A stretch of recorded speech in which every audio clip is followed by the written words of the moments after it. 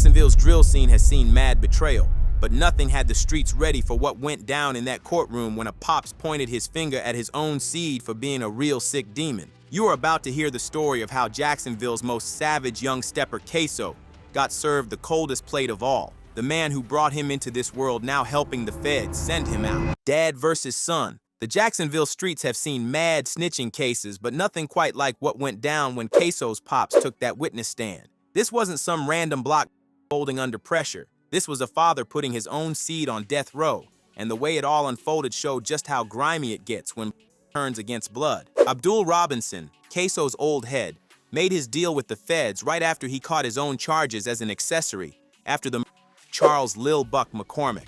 When the heat got too crazy and the feds started talking about hitting him with life behind the wall, Abdul decided his freedom was worth way more than his son's life. So he cut the most treacherous deal with prosecutors, snitch on Ksoo and his other son Abdul Jr., then slide out with just over 6 years instead of rotting in that cage forever. But the realest gut punch came when Pops Abdul stepped up to that mic and dropped the most devastating testimony a father could ever give. When the prosecutors showed him that surveillance footage of the they asked the one question that would crush any hope Ksoo had left of beating this case. The person that was captured on the video recording, Charles McCormick.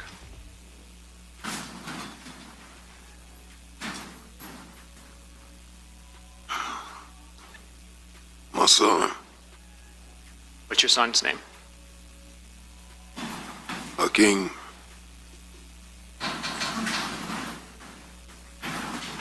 Ksoo's face showed the type of pain that cuts way deeper than any bullet to the chest. This was soul-crushing betrayal from the one person who was supposed to ride for you till the wheels fall off. Pops Abdul didn't just stop there neither. Nah, he went into full detail about how Ksoo been posted up at his crib, how he knew his every move, his build, even what fits he be rocking. Real talk, he was dead sure that it was his own seed who let that chopper sing. Up to January 15th, 2020, Hakeem Robinson was living with you. Yes. And so you would see him on a daily basis?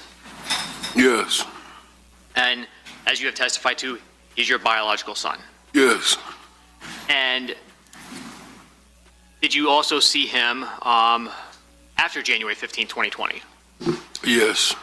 And when he was living with you in your home, did you become familiar with some of the clothing that he owned?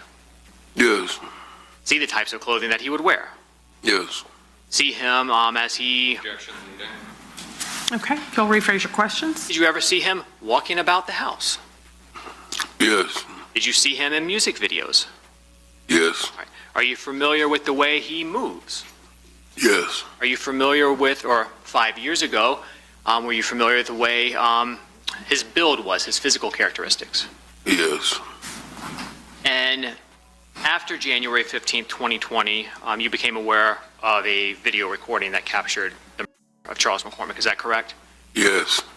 And you've had an opportunity during the pendency of your case and the discovery to see that The testimony showed just how deep Pops Abdul's snitching really went. He told them courts about scooping up Ksoo after the hit, about burning all that evidence, about them Instagram posts Ksoo dropped that he tried to make him delete. He painted the picture of a reckless young savage who was moving sloppy with his bodies, posting about on the gram and dragging his pops into cleanup duty without even letting him know what type of time they were on. Now you might think Pops Abdul was just trying to save his own neck, but nah, he wasn't an innocent bystander who got caught up in his son's street politics. According to that testimony, Shorty had his own name ringing in Jacksonville's trenches, allegedly been telling on since way back in the 90s. This was a street veteran who knew the rules of the game, who understood what happens when you start running your mouth to 12, yet he still chose to fold when that pressure got too heavy. The defense tried to expose him as a career rat who'd say whatever to dodge them for years, but the damage was already cooked. When your own bloodline tells the world you are guilty, what jury is about to believe you innocent even if 1,000 witnesses roll up saying you ain't do it? Like, come on, fam. This know what clothes you rock. He know how you move. He probably know every breath you take. Plus, he has been in these streets too. Just so you hip to the whole picture, besides Ksoo's pops flipping, Dominique Butter Barnes, the wheelman, also sang like a bird about Ksoo so he could catch a lighter bid. Matter of fact, he painted the whole scene crystal clear. From them tracking Lil Buck when he slid to Vegas for that vacation, all the way to when he stepped out looking for work right after he touched back down. He broke down every single minute of that plot, including when they all got picked up by Mr. Abdul right after Lil Buck got smoked. Let's add it all up. You got a pops who can identify his seed's whole drip, how he stepped, what blicky he carry, and even confirm scooping him up after the drill went down. Plus you also got Ksoo's main driver who spilled everything about the whole operation. Damn, you got every piece of evidence to prove that Ksoo was the one who let that thing loose. The prosecution's case became bulletproof with Pops Abdul's testimony. They had them cameras rolling, DNA all over the scene, prints on the weapon, and made witnesses ready to talk. But his own father pointing him out in that footage was the final nail that locked Ksoo's coffin, more like the cherry on top of a death sentence. There was no point arguing about whether the matched Ksoo's height or build when his own dead, confirming it was him. Of course, the whole hood immediately started calling Pops Abdul the grimiest type of snitch. Like what type of father sells out his own offspring to 12? But let me break something down for y'all real quick. Even though Pops Abdul got charges in this case, Ksoo could have made it crystal clear that his old dad ain't know nothing about the body. Like, he only got the call to scoop him up while the cops were chasing him through the city. If Ksoo would have stepped up and made it known that his pops wasn't wrapped up in the case like that, maybe his old head would have pulled some moves for him, helped him catch a lighter bid too. But since Ksoo only tried saving his own ass and decided to let his father rot in that cage, Abdul chose to flip the script on him. And just so you know, this was just one of them bodies. Ksoo got two different cases hanging over his head, bodies and charges. The Lil Buck that put Ksoo on trial was allegedly retaliation for a diss track that mentioned his deceased brother Willie, Boss Goon Addison. Lil Buck had the audacity to speak on Boss Goon's name in a song, and in Jacksonville's drill, that kind of disrespect comes with a death sentence. And when Charles McCormick came out? Well, Hakeem jumped out. Jumped out of what? Jumped out of the car. Was that the plan? Oh, sir. All right. How was that different from what the plan was? Well, I came up with a plan of getting closer to his car so when he get in the car, he could jump out of the passenger seat. As soon as he got in his vehicle, I could pull off faster. And did he wait for Charles McCormick to get closer to his vehicle or get into the vehicle? No.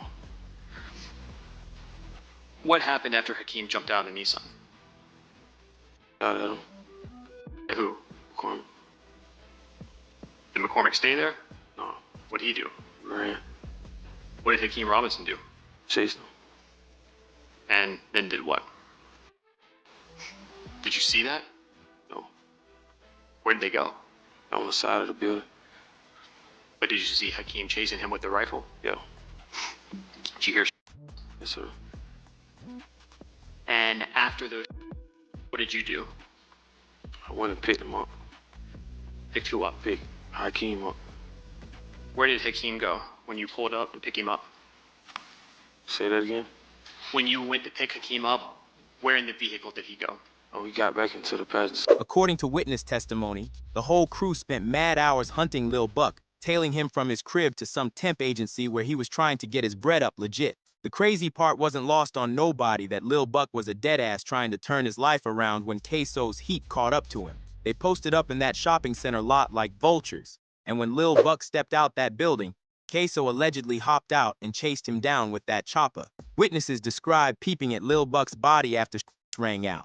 His leg clean separated, half his face blown off, teeth scattered all over that pavement. This wasn't just no regular hit. This was a straight execution meant to send a message to anybody who thought they could play with eight fallen soldiers. But that Lil Buck body was just one piece of this whole bloody puzzle. Ksoo also caught charges for the 2019 smoking of Adrian Bibby Gaynor, Julio Fulio's little brother. This hit was way more grimy cause it targeted a shorty who wasn't even built for them trenches. Bibby was only 16 when he got smoked outside the Hilltop Village apartments. Caught multiple from that AR while he was trying to dash for cover. The Bibby case cracked wide open when some confidential snitch stepped forward with all the details about Ksoo's role in that drilling. According to this rat, they were riding with Ksoo when they spotted Bibby and his homie at the complex. The whole crew waited about 20 minutes before Ksoo and another split out with their guns, hunting them teenagers down like they were enemy targets instead of kids just chilling at their own spot. The snitch broke down how Ksoo allegedly chased Bibby through that whole complex, eventually trapping him and putting one in the back of his dome while the young was trying to shield himself with his hands. What made Ksoo's situation even more cooked was how he reacted when they first told him about the charges. That arrest footage showed him acting all shocked and lost,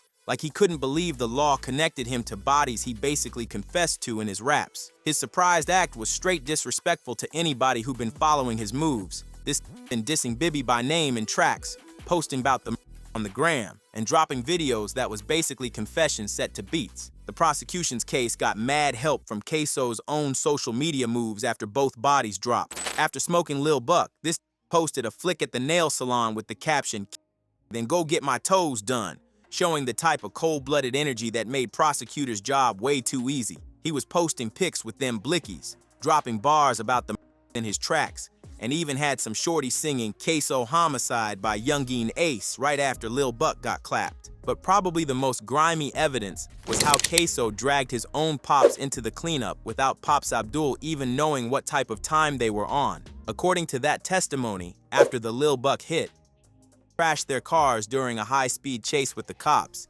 and hit up Pops Abdul to scoop them. Abdul testified that he thought he was just giving his son's homies a ride, not helping some suspects dip from a crime scene. Sadly, when he peeped what really went down, instead of calling 12, he helped burn evidence and destroy all that clothing.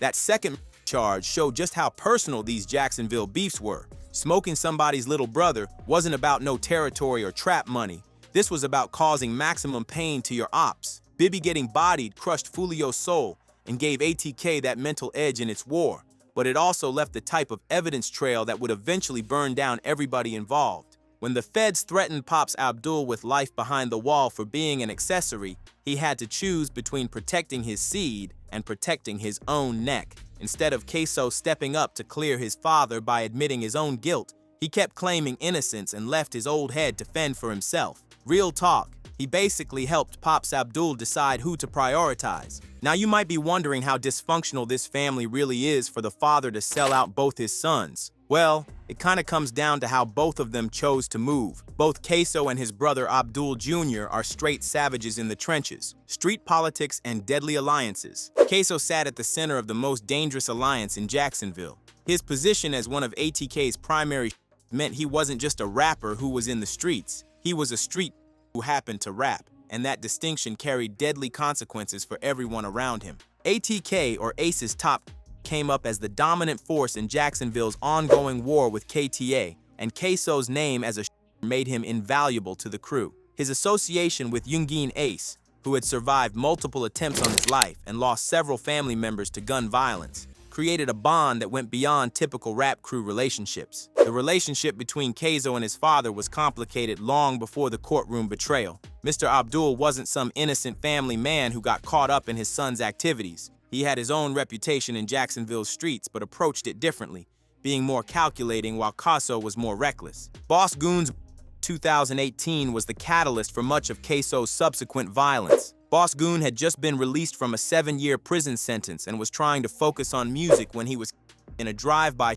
after leaving Paradise Gentlemen's Club. The fact that Boss Goon was with family members, including his father, when he was made the attack even more personal for Ksoo. The that Boss Goon was the usual Jacksonville style of warfare, maximum casualties with no regard for innocent victims. Everyone in the car was hit, but Boss Goon was the only one who died, suggesting the either had terrible aim or were trying to send a message to the entire family. Now the Bibby, who was just 16 and not actively involved in street activities, showed that Ksoo had a premium subscription for Total Warfare. If you couldn't get to your primary target, why not go after their loved ones, their support system, anyone connected to them? It's not like Chicago where they stay in the gang.